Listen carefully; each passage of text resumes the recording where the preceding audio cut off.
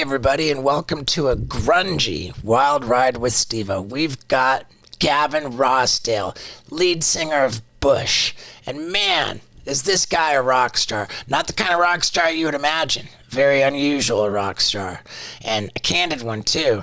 This guy just opens up about everything, even drug addiction. I'm telling you, it gets very juicy. So let's get into it. So you ready to go? Hell yeah. All right. I'm very ready. Here we go. I'm excited. Ladies and gentlemen, Gavin Rossdale. Hey, how are you? How's it going, man? Doing great. Thank you for joining us. I'm happy to join you and Wendy anytime. In our rapey van.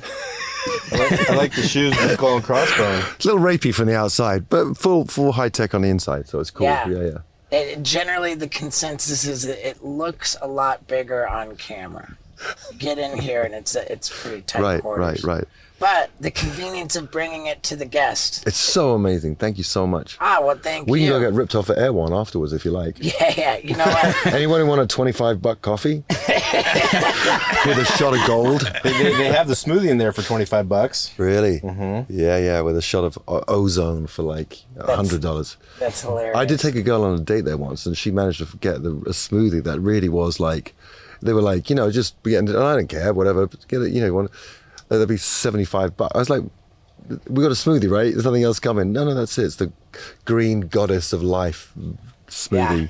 So hilarious.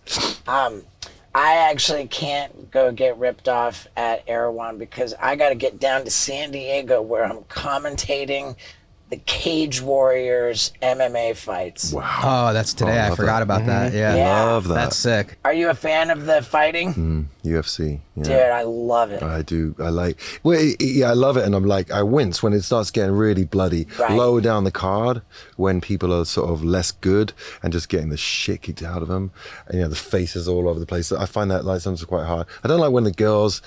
And maybe you can't say that in 2023. I'm not a big fan of the girls taking each other's faces off. It just feels that. Well, especially like in bare knuckle, when the girls do bare knuckle boxing, you're just like, holy. It just feels fuck. weird. But I'm traditional like that. I'm probably getting. Right. I'm gonna get hate mail for that. But. I don't think you will. I don't think you will. And with what we do, all the jackass stuff. There's always been, you should have an all-girls jackass. And I've always believed... Jane ass. Jill. I believe that there's something about testosterone, about stupidity and testosterone. The role that the human men is to be a provider, a protector, be macho and an idiot. And an idiot. Yeah, exactly. And all of that dynamic makes it funny to see a man fail and get hurt. Right. But a woman, her role is to be a nurturer, You've had women on Jackass and she got so hurt that you didn't air it, right? Yeah. Is they're way back when. We had a Stephanie Hodge and she broke her back. Oh. You didn't air it because it wasn't funny, wasn't cool. Yeah, there was nothing funny or cool about breaking a woman's back. Yeah. It's funny when Danger Aaron breaks his neck. Yeah, that's pretty funny. But in any case, so we're here to talk about the new Bush album. Oh, great! Thank you. Yeah, I love that. The Art of Survival. The Art of Survival. Which is very UFC in of itself. I use that as an analogy a lot of the time because I kind of feel that.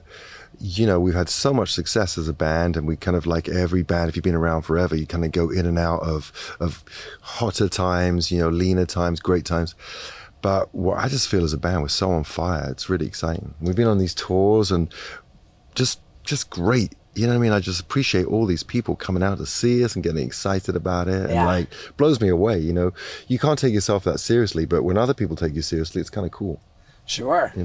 Yeah, we're definitely seeing a revival. It's weird to think that the 90s is subject for nostalgia, but here we are getting old, huh? Yeah, can't help it. It's how it goes. It's crazy. Yeah, the funny thing is like, for us, we never stop trying. We never stop being around. And like certain moments where you get the right tour, the tour goes great, or we make the right record. and you have a lot of hits off of it, or you make a record that's like less hits on it, So it's just I think it's just wild to still be doing it. Love coming in to do this. It's a fruitful time. I like it. A lot of stuff going on. How much different is touring in the 90s, 2000s, and 2020s? Is it changed much, or is it same, different attitude? Well, I think that, the beginning when we began, the audiences were like nuts and more insane. And maybe there's a sense that a lot of those, when we play big festivals, it feels the same. I mean, it's cool. It's just people going crazy. I think it's the person's job, whether you're doing stand-up, whether you're doing music, you have to be entertaining. And the better you are and the more out there you are, the more they can relax and just lose themselves. And so I haven't, could I think that maybe in the 90s it was a little bit more chaotic, more kind of stage diving and stage invasion, stuff like that. And now everyone's like getting, sort of worried about COVID and sprayed with antiseptic. Here, put these Purell wipes before you go on stage and that kind of shit. And what I used to do, I used to have a lot of people come on stage as the end on the last song, which was really fun. And when I did it recently, because we had a stage that was weirdly, there's no barricade, we've never had no barricade. I was like, oh, well, fuck it, might as well have them on stage.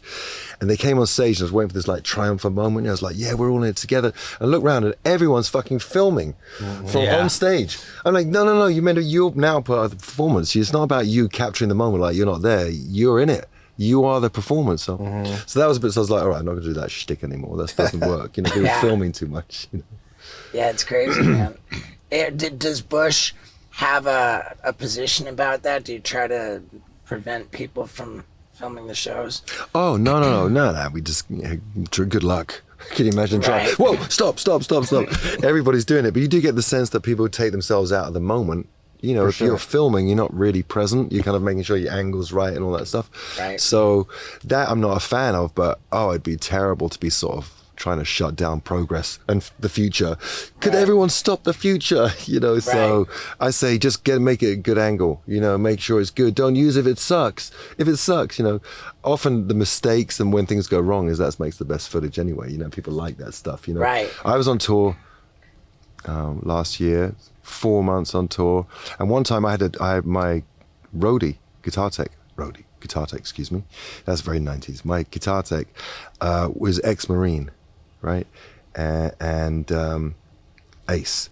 And one guy came up, in fact that night when I invited him on stage, one guy came to sing, grabbed the microphone, and before he could get to the mic, the guy drop kicked him from the side. Like, I don't know why he was so upset, like he might sing. I was like, it's okay, it's just a fucking microphone. But he drop kicked him, made the press, and my mum called me. I was like, oh my God, it's like, no one cares about this show or anything like that, but the guy getting drop kicked, that was rad. That was, my mum was like, that's world news. Was it negative press? Like, a fan was badly assaulted, kind of the terrible thing happened. Just like that we have kung fu techs, which is kind of cool. Nice. So I saw something, you were talking about Joe Rogan and Spotify, and it sounded like you were heaping praise on Joe Rogan because he's fantastic. Yep. But you felt a little bit conflicted about... Well, there's a sense of irony, like Spotify's the new MTV in that we all make records and then you try and put them on there and you hope like that, and the hope that you get streams and all that stuff. And in the same way that, back in the day, in the 90s, you'd spend like 500,000, it sounds so dumb, but you would, on videos to try and get on TRL and try and make it and be like, please put us on. And so there's sort of a loose irony that Spotify's paying people a lot of money to join them and to bring them over to have the podcasts, and yet the musicians just have to keep giving the product. It's not like no one, you know what I mean. So and obviously there's a little discrepancy. People, you have to make a lot of streams to get paid. So for young people in music, must be quite hard to make a good living from streaming. It's really, really not easy. Right. So it's just that. I mean, yeah, it's just that. It's like, I don't really care about it. Again, it's like that progress thing. You just sort of, for me, my job is to make songs that are good, perform them really well, and try and make people like us. That's it. Right. I do I concern myself with like Spotify's sort of approach to getting podcasts versus how they get back. I don't care. Really. I don't care Well, really. it's Do you know what I mean? interesting But it's ironic. Do you know what I Right. mean? There's a sense of irony in there. It's built off of the musicians building that platform. That's how they get the money in there, and then they take the money. They give a bit back to mostly to the labels. A little bit gets to the artists, and then tons of money goes to signing people. You know, who are Right. not musicians. Right. That's interesting because what I would have thought you'd be saying about Spotify, that artists were upset that they weren't receiving money for all the streams. But you're actually saying you just want to be played on there. Yeah, well, of course we do. I mean, you want to be out there. It's just all about. At the end of the day, artists, ever since the recording industry began, have been screwed over and over since the beginning of time. You know what I mean? And certain people get superstar deals you talk about. But when you talk about average people making music and getting signed to labels, specifically major labels, you know, it's usually very much in the favor of the labels, of Right. course. And so there's always that sense of us against them if you're a lifelong artist like me, you know, versus labels. And I know how all the stuff they do to artists and free goods and just the bullshit that they do to squeeze money out of them. Has Bush switched labels? Yeah, we over the years we were with Interscope for a long time with all the team over there, and then I did a little time. No, I mean with BMG a while. So no, we have the same label for a while. If you're just consistent enough, and they're pretty good label. They're a very good label. We've had some nice. We're on a hit record. I have a hit record right now. I thought that's why you called me. Yeah, right. For sure.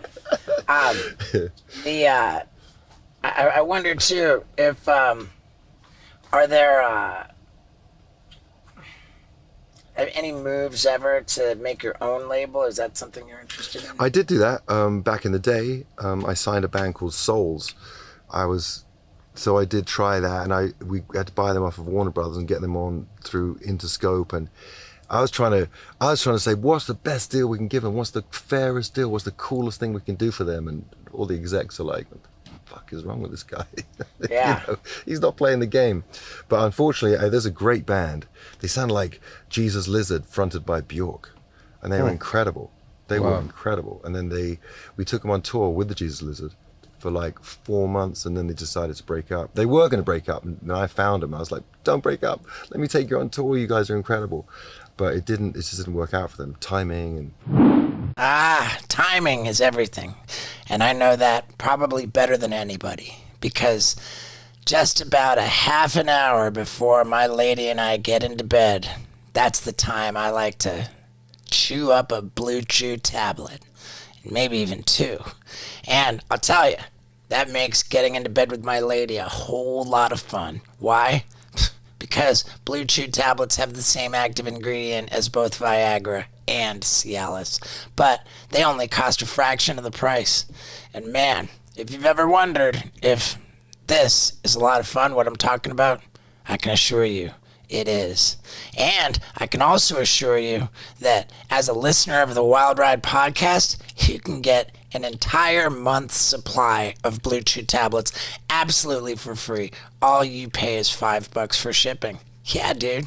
You just go to BlueChew.com, you use the promo code STEVO, you consult with the medical provider online to take care of the prescription, and boom, an entire month's supply is on its way to you, and all you pay is $5 for shipping. And when it gets to you, I can assure you, you're going to have a really good time. So one more time, go to BlueChew.com, use the promo code STEVO for an entire month's supply, absolutely for free. Just pay $5 for shipping. Now let's get back to it. But no, I'm doing other things. I have a clothing label. I'm doing that, Sea of Sound. And Nice. I've got my Shopify account, and I released a new T-shirt yesterday. So it's been going. I was at my kid's assembly for his graduation. It's going ka-ching, ka-ching, and seeing all the money. It's not a lot. It's like $780 I made this morning, but it was so cool. I was like, see on my Shopify. Where can they go? What's the website? Seaofsound.design. Seaofsound.design. Well, Sea of Sound is the label. Now you say that you do it through Shopify. Does that mean that you're doing your own fulfillment? Mm-hmm. So you have a fulfillment center. I have a manufacturer, that I'm in, sort of a partner that I'm with, yeah. Is that what you mean? Fulfillment? Fulfillment meaning Sounds really... packing, when somebody orders the shirt. Yes. Packed into the box and shipped out. Yeah. I mean, as to the warehouse, they have that. Where I get it done, yeah. And they have a whole little, so an order comes in, they get the t-shirt or they get the whatever, the sweatshirt, and they do it. We just launched it a little while ago. This is like the second drop. It's too expensive to do the whole thing traditionally, so I've been doing it like these small drops, so that it's not like throwing money away. And what is your mechanism for promoting that? Well, so far lacking. Lacking. Could do better. So I do it on my Instagram, and I have Sea of Sound. But I got on my Sea of Sound site and on my Gavin Rossdale site, and that's about it. And so I just got a company in who marketing apparently told me that we got everything wrong with metadata and how to speak and how to get to Google Analytics, that stuff. Right. So I'm getting schooled in that stuff and having to redo everything, including names, tagging, all that sort of stuff. That was like, we're artists, we want to write what we want, Right. It's a bearskin t-shirt, isn't that enough? They go, no, not enough, need more. Bearskin t-shirt. No, I don't know, I'm just giving an example. I'm just saying that when I want to say something as I would say it, they keep saying, don't forget to put in the keywords, So does Bush own the rights to like Bush merch? Yeah. So you guys, so. Yeah. Yeah. Do some record labels own the name sometimes, and that's how they get money, or is it all part of the negotiation? I think that's when 360 deals have that, but we don't do 360 deals. So we do it ourselves, and we had a great run this last tour. I really like it. I like cool stuff, and I think that clothes are a real good way of making yourself feel, powerful and take on the day. And I think it's a really important quality. It's not vanity, it's just sort of armor. And so I love getting into, I've always done our merch and you do the merch? Design it. That's cool. You design it's really basic, as in how many ways can you write Bush? You know what I mean? This way, that way. But I just do, it's cool. I have fun doing it, and I love it. And what I also really like, which I nicked from Sepultura, is all our crew they get whatever merch they want. So any festival, like that, there's always like 15, 20 people, cool looking, like tattered up dudes, all in the Bush thing, and it just feels like a tribe, like an army. That's cool. And I like that. So it also helps you when you so many people on stage, who are like, this guitar's too loud, where'd I look? So look for someone in a Bush shirt. I like that. So it's helpful. Do you guys travel on tour bus? Do you guys take planes, or do you guys tour bus? Always tour bus. Yeah, planes suck. I mean, look, I'm not against. Maybe after this podcast, I'm going to get to the private jets that I want. So I'm expecting. That's why I agreed. I looked at the numbers here, 1.6 million. I figured, what, could be closer to a private jet. And but otherwise, up until then, it's all Southwest. So I don't really like flying. Buses are the best. You get on that bus. Thank the Lord for tour buses. How many buses do you guys caravan with? 1, 2, 10? Three tour buses, and a truck, probably. For the merch?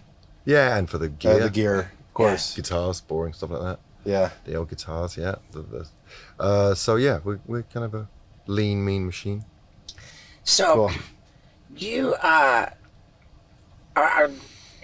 just in incredibly youthful shape, right? I mean, like, how do you stay so damn healthy?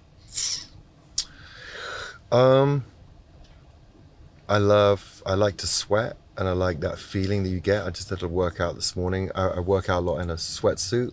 I do everything in a sweatsuit, like the cut weight stuff. And I'm really active on stage, and I just think that I've always been, I'm like an art jock, you know what I mean? So my whole life I grew up playing soccer, really was pretty good at soccer, and I love tennis and healthy things like that. And then I love kind of staying up and having fun, like with art projects. Right. So I kind of do it both. I'm not like Yeah. So I think it just makes you feel better, right? I mean, just to be fitter and stuff like that, just feel good. Yeah. What's your diet like? Indulgent, really indulgent and just sort of balanced. I mean, just pretty indulgent, as in that I just live, I'm like fully aware that if I eat shitty for 5 days straight, I'm gonna be like regretting it. So as soon as I eat shitty, I eat good, I eat cleaner. I like to cook. That helps because I cook quite clean. So How come British people have a better way of saying shit than Americans? Like, what's your diet like? Indulgent. I'm like, what's indulgent mean? Like, it means I go for it. You know what I mean? I cook in butter, and I'm very basic. It's just try and eat organically. I went through I dated a vegan. I know that you're a pescatarian now, right? Pescatarian now, yeah. So I did, I was well into that whole vegan lifestyle, but I found it quite difficult for how to sustain meat. I didn't feel that healthy off of it. But I'm very, I care about sort of how animals are treated, reared, raised, dispatched, all that stuff. I just, and I feel sort of horrible at it. And I always think that the vegans, not the militant ones, but the kind of regular vegans, and I've a lot of friends who are vegans, have the moral high ground that I can't hang with, because really we should try and avoid eating meat. Right. I think that above all else, factory farming is particularly upsetting. It's so wild. Don't you think it's now this time? It's such an incredible time because we've now seen that industrial revolution was a disaster. It used to be seen because no one ever considered animals as sentient beings, so just sort of seen as like factually, how can we feed all these people? And so what happened is the industrial revolution has destroyed everything. It's destroying everything. The rainforest still, I was reading this morning, like, what was that I was reading? 30 million trees in 6 years. It's just insane amounts of. It's in the Guardian newspaper today. I was reading it, like, oh my god. So it really is about the responsibility of farming, and it's a difficult one, and now you get all this thing about how kale and spinach have oxalates and it's these sort of defense chemicals that are really not good for us, and so when people get sort of they're all bloated and feel shitty. It's like that kale salad isn't good for you. So he's like, what do you eat? What are you meant to eat? I was like, used to be like my favorite vegetable. I'd be like, I'm gonna have that all the time and stuff like that. And now you're finding out that it's maybe these things aren't so good to eat. sea moss. I did hear that spinach contributes to kidney stones. Yeah, right. And I did that crazy DNA thing where you find out what's going to happen to you the rest of your life. Of what? Yeah, where you can find out if you're going to get Alzheimer's or not. Everything, yeah. Any single ailment. Wow. Yeah, Oh, and boy. people don't want to do it because they find out they're going to say, no, I'm not going to, I have the Alzheimer's gene. So I don't have the Alzheimer's gene, and I don't have the diabetic gene, but I do have the gene for high kidney failure. I was like, whoa, what's up with that? My kidneys are fine. Wow. But the doctor's like, well, yeah, but it could just happen any time. So I'm in the high 85 percentile for like terrible kidney stuff. So I used to love spinach. So since I found out about spinach, because I just read that, I was like, am I not allowed to eat spinach now? Right. So, Salt's a big one for the kidneys, right? oh, you didn't really? I just said it. I'm sorry. Now I know it's gonna be there. Salt's great, right? Salt's yeah. rad. It's But you flavor. can, not table salt, but you can do other types of salt. That's Yeah. like lava rock salt or Himalayan salt. Okay. I wonder. Okay. So where do you go to get this DNA test? Oh, just this Dr. Stanford, this guy. In fact, my record producer, one guy I worked with, done a couple of records with, Tyler Bates. Do you know Tyler Bates? I don't. He's the most amazing composer, film composer, and songwriter. I've done like loads of songs with him. 3 songs on this record I wrote with him. And anyway, he turned me on to this doctor, and I was like, some people don't want to do that, want to find out, want to live in ignorance, and I just go, no, I want to head this off, because it could have been really bad. I had a friend of mine whose sister found out she had the Alzheimer's gene. It's just so that she's like, oh my god. And luckily I told this doctor that, and he said, well, so do I, so send her in to me. So she went in to see him, and he kind of educated her. It doesn't, even in the high percentile, doesn't mean that you're going to actually get it. It just means you have a high propensity. Yeah, I don't have the gene, and my grandpa died of early onset Alzheimer's, but just because I don't have the gene doesn't mean I can't get it either. Right. There's like a 9% chance that I can, versus if I did have the gene, I'd have like an 80% chance or whatever it was. Really? So, last 2 bits of info I didn't like. yeah. My buddy Tony. The salt there. I'm sorry, but it's, it's health. My buddy Tony Hawk told me about that test for the Alzheimer's gene, and that if you have the Alzheimer's gene, you're at a considerably higher risk for developing the CTE from concussions. Really? Yeah. And I remember chewing on that, and thinking, do I want to get this test? But like, what, you can't unhit your head. So I said definitely that's difficult to unhit your head. Yeah, you can stop hitting your head. Right. That's a good one. Yeah. Tony said that he didn't have the Alzheimer's gene, but then I called him back a while later and said, well, hey, Tony, what was your plan if you did have the Alzheimer's gene? He said, I don't know. So it does become a consideration. Do you want the answer to a question that you can't fix? That you can't, like... But you can fix it. There's... If God is omnipotent, can he make himself a breakfast that's too big to eat? Is it that kind of thing? Wow, that was deep. It caught me off guard, and I don't even know what to do with it. But you know what? I've lived in my house for almost an entire decade, and I'm just thinking about how to celebrate that. You know how I celebrated moving in? I got myself Squatty Potty for every single toilet in the house. And for the last almost 10 years, I've taken every single dump with my feet perched on that Squatty Potty.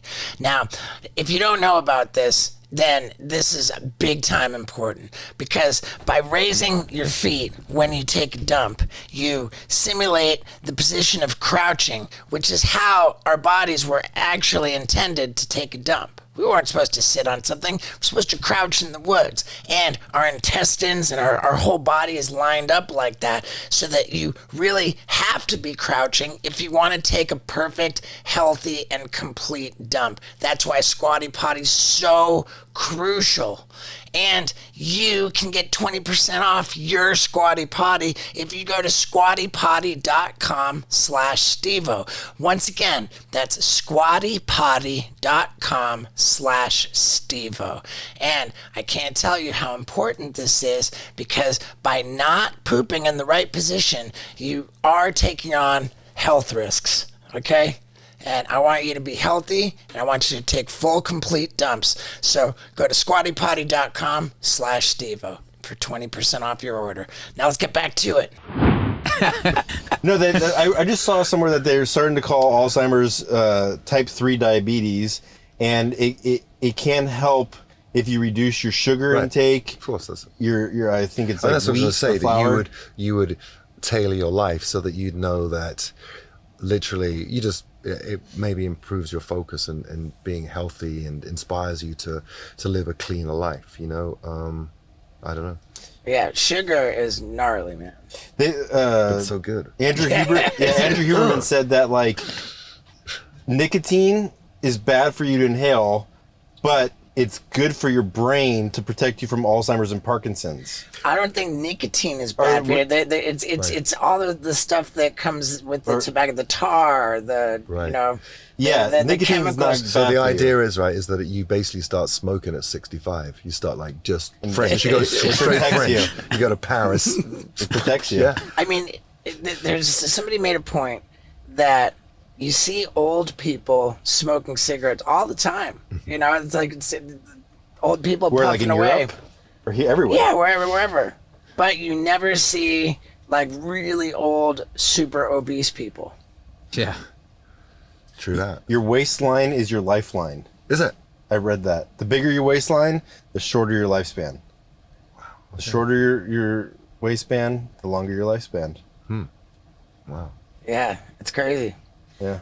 All right, I want to switch gears. The first song you ever wrote was Glycerine. was the first time I wrote Come Down. Come down. Ah, okay. Come Down. Glycerine I wrote a few weeks later because then I got on a roll. Then I sort of like, okay, it's not like that, I could be a busker.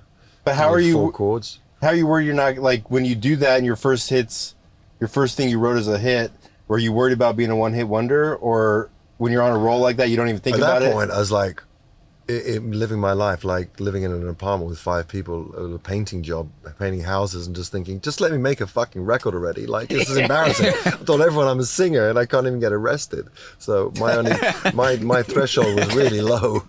We used to go out to nightclubs, clubs, and go out and be like, look at that guy, he's got a deal. Fuck, he's got a deal. How did he get a deal? And then you'd see someone from a label, be like, oh my God, there's fuckface from like, from record labels. Just please, you could change my life. Please change my life. But they didn't change my life, And so I got to make 16 Stone, and which is that record, Come Down is on.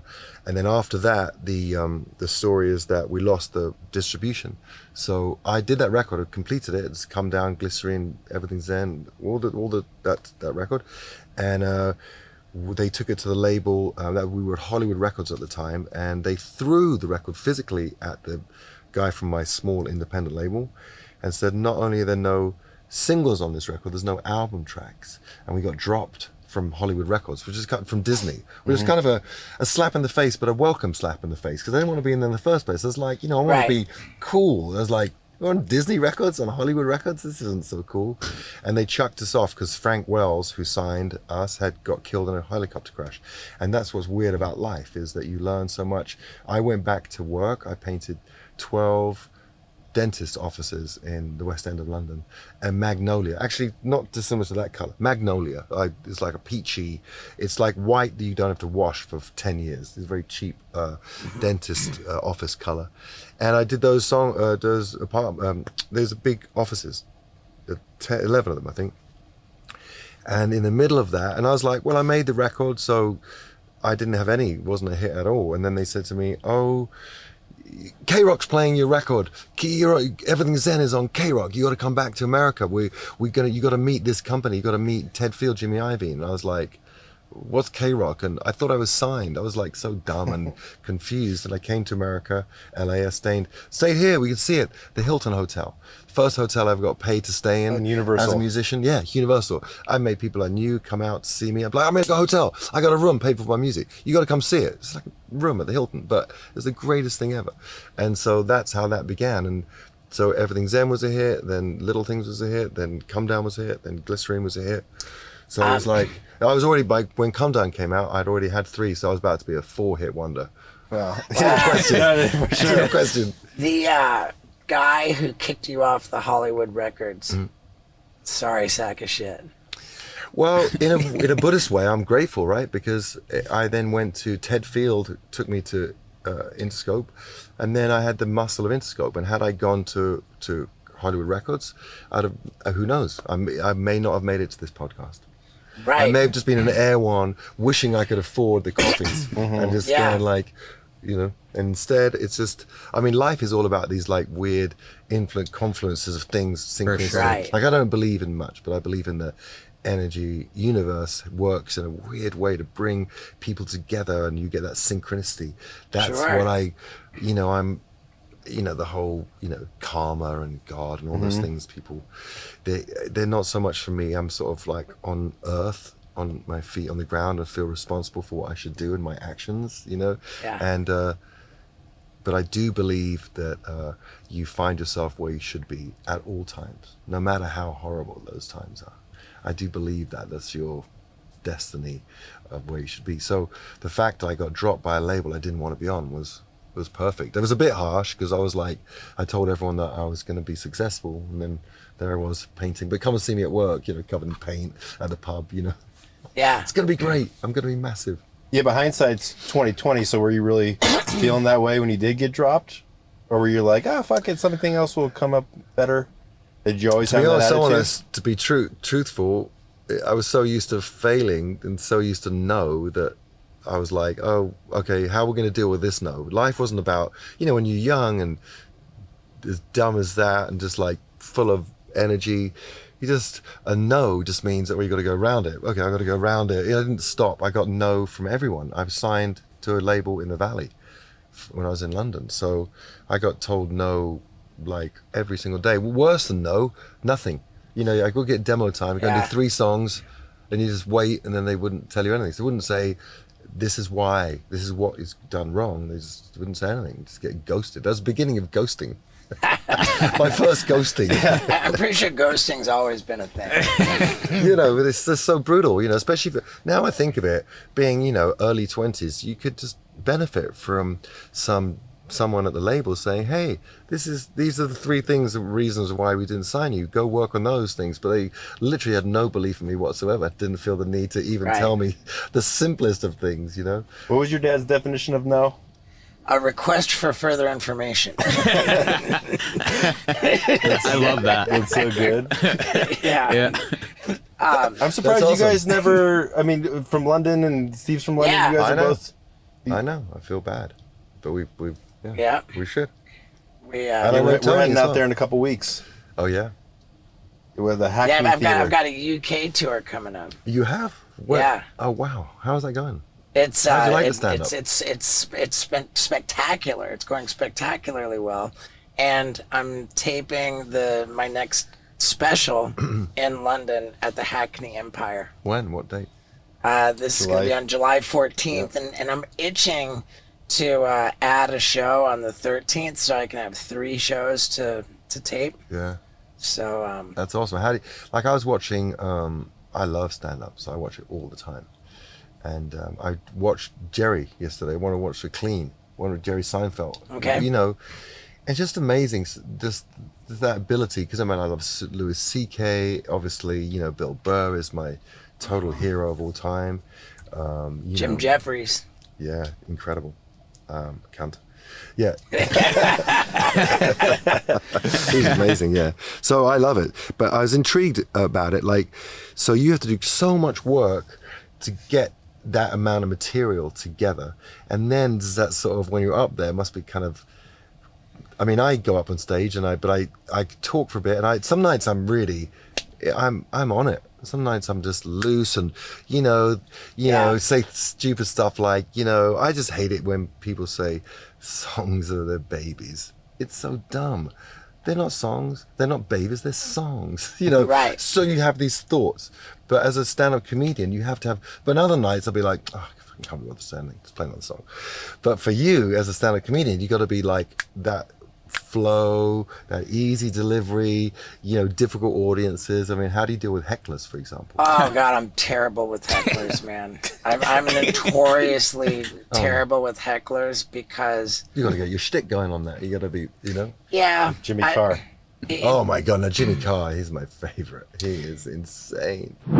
You know what's really insane? The way that humans have been destroying the world with plastic. And that is why I am so loyal to Liquid Death, because it comes in infinitely recyclable aluminum cans. And they look like beers, but it's just water. Unless you get the Liquid Death tea, the new teas, man, so awesome. Armless Palmer, Grim Leafer, and Rest in Peach. I mean, come on. And if you get the iced teas on Amazon, free shipping, as well as a bunch of retailers in your area. Yeah, man. Plus, listeners of the Wild Ride podcast, they get 20% off their first purchase of apparel at liquiddeath.com if you go to liquiddeath.com/Stevo. That's liquiddeath.com/Stevo. 20% off the apparel. Check it out. The stuff is epic. And man, drinking water is actually really good for you too. I've been drinking a lot more water. Been stretching in the mornings. I'm doing everything right. I feel good, and I feel really good about Liquid Death. So go to liquiddeath.com/Stevo, get that apparel, drink the water, drink the tea, feel good about yourself, and save the world. Now let's get back to it. I just... Is that your mum? Yeah. Come back. I just feel that heckling is vandalism to the show. Of course it is. It's just, it's, you know, and the idea that all of these people have come out, they've spent their hard-earned money, here they are to enjoy the show, and then you got somebody, a couple people are gonna vandalize it for them. It's just so disrespectful to me. And That's what do you say to them? it depends. Varies on night to night. It varies on night to night, but Usually it's shut the fuck up and stop being a fucking asshole. Oh, the subtle approach. yeah. The witty. Depends what part of the tour you're at. Very nuanced. Do musicians get hecklers? I mean, what's a heckler for you? Somebody holding up a fucking sign. I mean, you kind of want people screaming at no, there's no. I mean, the only heckling that we have a different version of it. That's when I go along. You got 15,000 people, but why do we always? There's one guy yawning at the front. I'm like, God, fuck, and then I'm mad at him. Someone's not enjoying it. Right. It's so stupid because you got like 14,999 people that are losing their minds. You got one fuckhead in the front who's like wishing the next band comes on. You're like, we're all friends and we're good. They're not on stage right now. Let it go, And so that I always find of, I had it the other day going in the crowd. I love going in the crowd. I love that. People just don't expect it. And every show I say, I'm not going to do it. I've been doing it forever. It's bullshit. Don't make it a shtick in your life. Every night, boom, let's go out. It's fucking great. And to go out. And the other night, there was when you say go out in the crowd, do you mean go to the back of the arena, go into the crowd. Like all crowd surfing? Well, yeah, I can jump off the stage, go through the crowd, go to the side, go round, go up the rafters, all the way. I love that. I mean, how do people not just assault you? Because they're just losing their shit. They're having so much. They love it. They know because it's like, for that moment, I am part of their wildest fantasy of the night. You know what I mean? So nobody's trying to hit you in the nuts or something? Like some no, drunk asshole? I do get grabbed, and a couple of times grabbed in the nuts. I'm like, not now. This is not. You know what I mean? I'm sweating on stage. This is not a fair representation of who I am. Right. And it's cold. Someone will always come away with a shoe. Yeah. Right. Yeah. But so I like going to do that. And the other night there was someone who was like, because we played with, we were out with Alice in Chains, and so. Maybe want to see Alice in Chains more than they want to see Bush, but I just love going in the crowd and fucking singing right out like that. And it's just like, because you just break people's, frosty, and they get into it. Mostly 99% of people are just so excited and trying to get me and doing pictures and doing all that and grabbing and pulling and it's chaos, but it's not aggressive. Like it's not hate breed or as bad as it's not like I don't hate those mosh pits, the big circles they're running in, bashing each other, real hardcore bands getting that.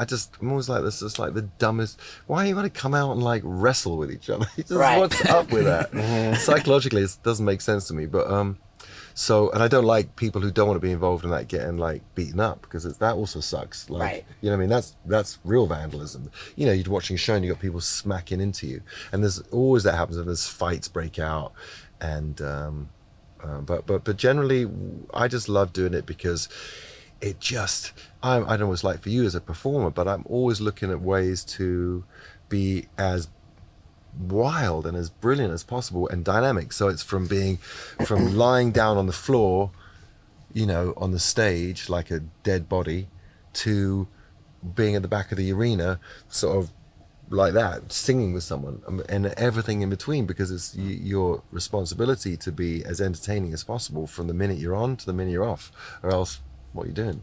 That's your job. Yeah. So I just try and be as dynamic as possible, and jumping off the stage and going into the crowd is just always a sure way. And it just, the whole atmosphere, the whole place loses their mind because you just create chaos. But it's not aggressive chaos. It's sort of, it's just celebratory and sort of tribal. It's tribal. Everyone just wants a part of that moment, and it's beautiful. Yeah. My favorite question to ask bands and musicians is, when you guys are traveling international, did you have a favorite place that you smuggled drugs? Like, where would Bush put their drugs when they go flying from place to place? That would be, I once had an incredible guitar tech who was very, very considerate. But generally it's just all about it's well nowadays you sort of Like whatever weed's you need. legal now. Weeds, yeah. Before that, it was just all about inside, the sort of like the fake jars of coffee or the peanut, that, and then the peanut butter on top, and just all the things you would do to try and to hide.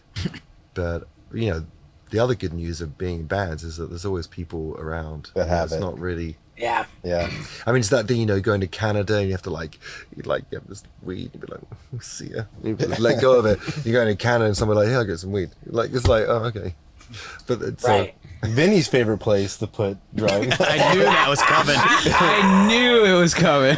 The old prison What's your- The pocket. good old oh, prison the present pocket. Yeah. Okay. Swallow the condom. Oh, you're familiar with the He prison doesn't swallow. pocket, eh? The swallow, just insert. Yeah. Before he went to jail, he didn't Did you go want to jail for it? Yeah, When I didn't go to jail Oh. for it. I was going to jail and I had a really bad heroin habit at the time. Oh, So when I turned I like myself this guy. in, That's cool. when I turned myself in, I put a lot of stuff up my butt.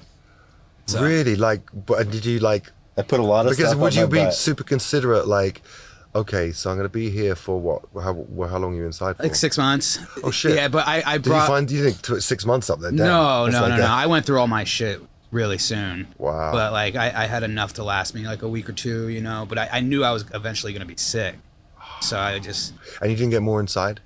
no, not really. And you did cold turkey inside?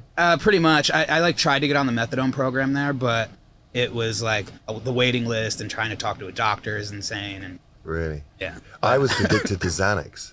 Oh yeah, I brought a lot of Xanax up there too. 4 years or something like that. When I was Yeah. just working a lot internationally, I was traveling, and I was like, oh, look, if I take this, I'm going to Airplanes go to are so sleep. easy. I'm going to go to sleep for 8 hours. And I got into this habit, and then suddenly before I knew it, I was done like 3-4 years. I just couldn't even think of sleeping without Xanax. And so I then decided I should stop.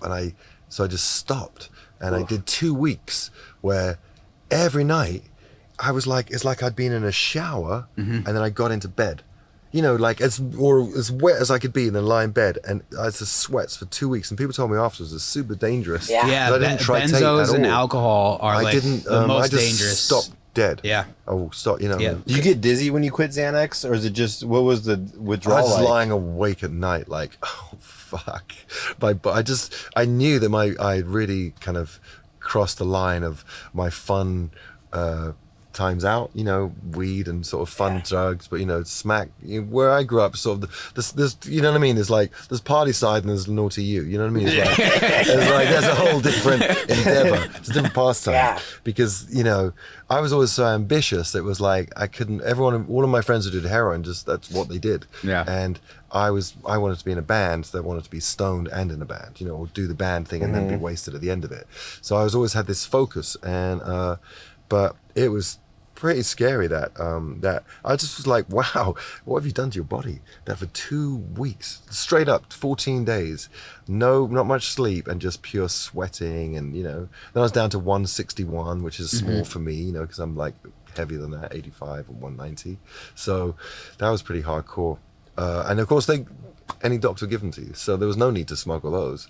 The things that were worse for me my whole life, I was just getting them from regular doctors. What years how old were you during that time? I was about 3 weeks ago. It was yesterday. Not long ago, 6 years ago. Yeah, 6 years ago. Yeah. And so you've been Through a able tricky to time in my life. you've been able to not do Xanax since then. I had a most amazing moment it's a willful name drop because it's fun for the program, but I had an incredible moment. Mastodon is one of my favorite bands. Okay. Right? I love that band. And we were playing Rock am Ring last year, and there's Fever 333, Deftones, Bush, Mastodon. We're all on the same stage, actually at the same time, because I was the day after Mastodon, but I went to watch them because I was a huge fan of it. And Brent, so whatever, and I didn't know, they're so heavy that I didn't know if they'd like, I don't know, sometimes when you see heavy bands, you're like, are they going to be friendly? They're going to be like, what's it going to be like? Super friendly. We had a mutual friend. We'd done Rascalinix, done a record with him. So I was always like, oh, the folklore of Mastodon. And they were super friendly. And I went over to them and we took pictures with them. And I just met Brent really quickly. And I was like, he's asked me how I was doing. I had been having trouble with my voice and I wasn't feeling good. And I was like, when I'm in Europe, fuck it, I'm just going to take Xanax and I'm just going to fucking go back to my Xanax. I had my little pill bottle with me and I was like, I'll stop in a month when I finish the tour. I just got to get this tour, my voice. So I was telling myself the reasons why I should take the Xanax. Because, because the first couple of days you're super jet lagged and, you're playing shows and you feel shit. And I said to him, I'm doing all right.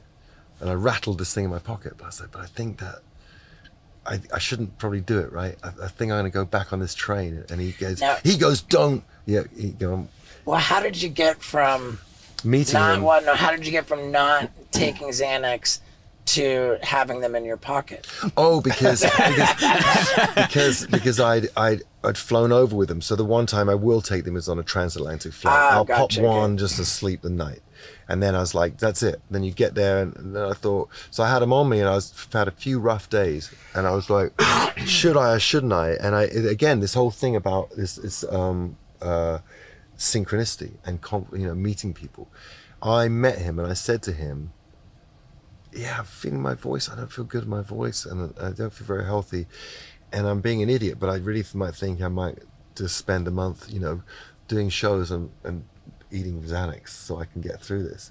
And he then went on to tell me about his journey with it, how he was addicted to it for way longer, of course, way heavier than me, way longer than me on Xanax. And he was telling me about how actually it makes you like everything slows down to the point of close to death. Everything slows down, all your organs, everything completely. That's what it is. Everything slows down. Xanax does that? Yeah. He's the benzos, that's what they do. So I was like, I just hugged him, you know what I mean? I hugged him and I was like, you just saved me, because your wisdom and insight, experience just made me not do that. So I kept the pills, obviously. Can't help that. I'm not an idiot. I'm not an idiot or an angel, but I didn't take them. That's great. You ever tour with Smashing Pumpkins? I've done a few shows with them, and we should tour more. Billy is amazing, and they have a new record out. And we did a few shows with them in Portugal, a couple of festivals. We fit so well together, but we haven't gone out yet. He just did Jane's Addiction now. I think it was the Interpol, and we should tour together. It'd be such a great complementary bands. They really work well together. So maybe we'll see. Yeah, Jane's Addiction, man. Did you ever tour Sublime in the 90s? No, but I did so many shows around, festivals and stuff with them. And there was talk, they contacted me recently about touring with Sublime in Rome a little while ago, because we had the same tour manager, but that never came about. Yeah. How are they doing? Do you like them? I like them. I'm fascinated with them in the 90s, though. Right. I dug the shit out of them. Right. When you have a hit like Glycerine, and you said that it was about a girl named Susie. I think you said that on the Howard Stern show. Yeah, you had a girlfriend that you wrote the song about. Right. Whatever her name was. Maybe. I was dying to ask this question. but my question might be different than yours. But there is a Susie, but I'm not sure if that song's about. I don't know. Whoever the song was about. Yeah. When that person finds out that there's a hit song about them, like, are they like, dude, what the fuck? Or like, give me some money at least, or like, what's the protocol there? Because I'm sure you weren't expecting that song to just go ape shit. It's a true story about some girl where she's probably like, yeah. I mean, the thing about it is that for lots of songs for me, they can be sort of patchwork of people and what people made you feel in that situation. The idea, I don't follow that sort of Springsteen storyline, faithful to the narrator, I'm like the Ginsberg school of chaos and firework words and firework ideas and songs to be as fragmented as we are in the day, as this conversation is. Do you know what I mean? It's like, I just can't imagine, just bashing home one point, one person, one situation. And so I just look for the best line. And so therefore some songs can be kind of kind of composites of different situations. And so, yeah, that was Susie, but there's also like my first girlfriend, just they destroy you, yeah, girls destroy you, so it's like I could just I've got like a drawer full of issues with all the girls I've ever dated. Just what they've done to me, like, oh, that'll fit. Yeah. Yeah, you're a love addict. Fucker. Yeah, you and me both. Well, you know, Love yeah. addiction makes for great songwriting. I believe in love, and I just listening to an amazing lecture by Alan de Botton, reasons why you will marry the wrong person. Yeah. Just genius. Wow. That's heavy. Yeah. So we were operating on the assumption that Glycerine, it was about a girl named Susie. Maybe not just one girl, but maybe Susie's. Yeah, Yeah, a bunch all of girls. Susies in general. And then we understand that Glycerine is actually like some kind of an explosive. Yeah. So we wanted to ask, is the song about Susie just having bomb-ass pussy? Well, no. Sex was good. No. Let me think about that. No. Because the crazier they are, the better the sex tends to be. Yeah, the crazy hot matrix. Yeah. Pussy was bomb. Imagine how big the song would have been if I told everyone that. Everybody would have related. I should have had that private jet after all. Yeah. That's what you've been waiting to ask them. Dying. Yeah, man. So I'm interested. That's just kind of 15,000. That's an arena. So Bush is an arena act in the 90s. Has it just been 15,000? No, not at all. No. And there's many times we'll go somewhere and it's 5,000 or 3,000, and just so. No, it's a range of it all. But we've been on a roll for a couple of years, couple of records since the pandemic. We brought out The Kingdom. We had a record called The Kingdom, which did really good, even though it was in the pandemic. And then we followed up with The Art of Survival. And I went super heavy, because I think at this point in my career, you're expected to sort of not phone in records, but just do records that don't really matter as much as we did when you were vital. And I just hate that idea. I just think that we get wiser as we get older. We should get better at our crafts that we do. And so I like to debunk that idea and try to write the best songs that I've ever done. I mean, I'm proud of there's a few turkeys here and there over the years and a few approaches to sounds that I think didn't work, but we just always try to make rock interesting. I've been around so long, and so long when people are like, rock is dead. It's like, yeah, it is, until you play 60,000 people in Ohio at incarceration, like we're going to go do. So there's a real disconnect. It's not part of the mainstream culture in the way hip hop is and pop is, and I wish it was, I wish I had that audience, but it's just going to take a number of bands making the right records, and there's some young bands making some great records that I hope give people the kind of confidence to fall in love again with rock. But also it is counterculture, right? I mean, I don't want to be, I grew up loving punk, and so punk bands were never arena bands. Right. No punk band's an arena band. What kind of punk bands were? Oh, I was lucky enough to sort of, it's like the original English punk bands, from X-Ray Specs, Zillows, Crass. Clash, with Clash, Sex Pistols, on into Public Image, on into Gang of Four. We were spoiled, we are spoiled with all that legacy. So that's why I don't really, the new pop punk for me is not as fun for me, but I have a 16-year-old kid, 15-year-old kid, he loves it, loves that sound. It's because it's for him. I'm always like, do you want to hear the Sex Pistols? Nice. Who were you listening to?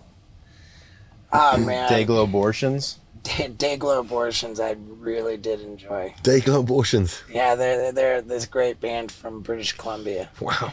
Yeah. SNFU. Of course, Misfits. Right. Sam Hain. So this is the American scene, what about Black Flag? Black Flag, big time. Yeah, I loved all that. What were you listening? I liked the Sex Pistols too. What were you listening to when you were living in the UK? I mean, which time? In high school. In high school, God, I went through a range, man. I was beginning of high school, it was all about the Misfits, 7 Seconds, then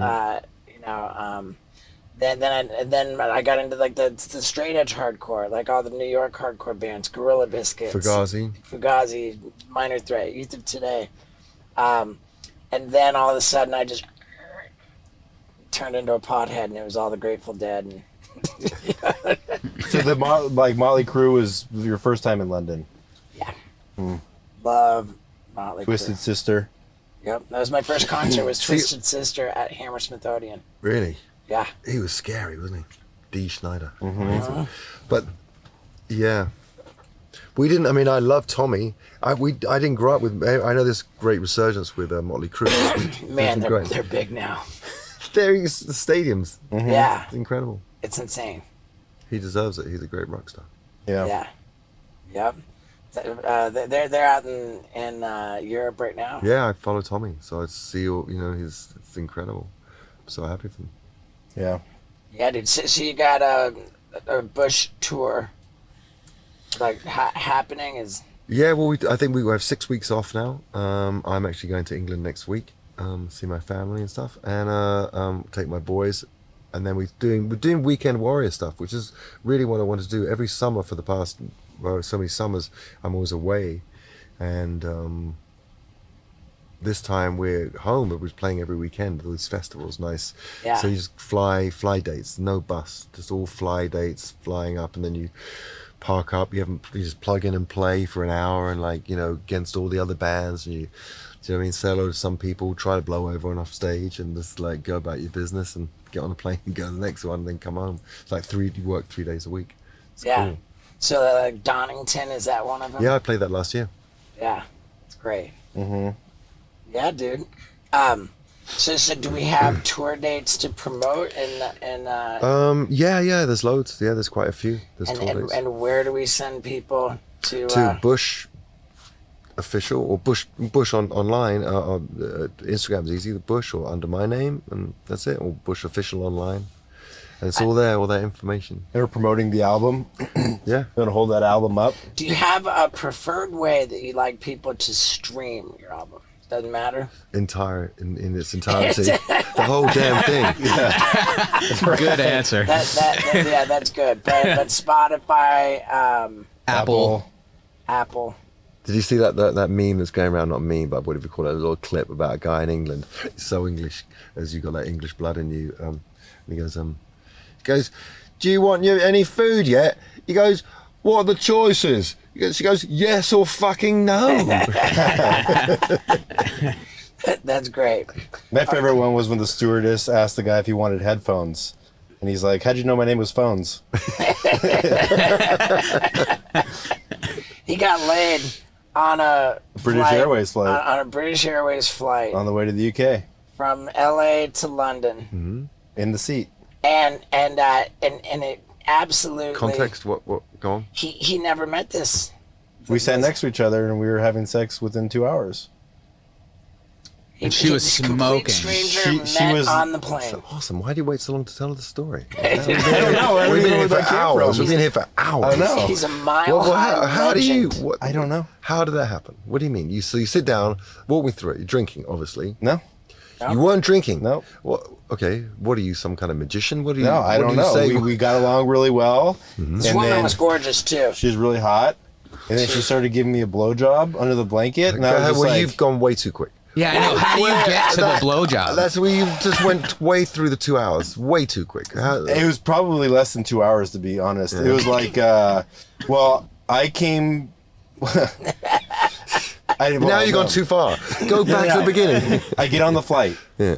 And Steve's like, "Yo, dude, you're in my seat." So I was like, "All right, fuck, sorry." And I went and got in my seat. And then this super hot chick shows up. this like Sitting Venezuelan. next to him, and I'm like, So me and her like got along really well, and then it was just one of those silly things where like we were talking nonstop and just kind of like got into it pretty quickly, and then I was like, oh, it's crazy, like we're in the air, it's like a pretty smooth flight, and she's like, we're not in the air yet. I'm like, yeah, we're 100% in the air, and she was like, I'll bet you anything that we're not in the air, and I was like, if we're in the air, you got to give me a kiss, and she was like, deal, and she looked out the window, and we were in the air, and then we started just hooking up. Look at that. Like, that was the line I was waiting for. That was As the he line. went for it. Because it could have gone either way, that line, you know. Yeah. She would, Right? I mean, you know what I mean? Yeah, you never know. But she was pretty unbelievable. And then we met back up in London. I think she lived in, I don't even know where the nice part of London is. Chelsea, Knightsbridge. Yeah. Chelsea. Right, there you go. And then Hate Chelsea. it was unbelievable. I'm North London. So fucking hate Chelsea. South London. Yeah, it's not- Yeah. Were you South London? Wimbledon? I was North London. Where's Mike Tyndall? Yeah, I feel like he's out in the country, man. Okay. Yeah. Anyway, so yeah. All right, dude. Well, we are again. We're sending people to listen to the new Bush album. Sweet, It's called thank The you. Art of Survival. It's a universal, this is my most universal title. You know what I mean? I think everyone goes through so much all the time. The challenges of daily modern life. And so, Yeah. And we're very intrigued by the clothing. right, Sea of Sound. Yeah, it's Sea of Sound dot design. yeah, that's the website. And then Sea of Sound online. And it's easy to Is find. this shirt a Sea of Sound shirt? It's not. I should have worn my shit, but I didn't. We should send you stuff. We'll send you Yeah. stuff. Yeah, I'll go on later today and we order love some that. for us, for No, sure. and we'll send you some stuff too. Cool. Yeah, It'd be we really got, great. tour It's pretty cool. dates. You really like it. Of course. It's pretty cool. It's pretty cool.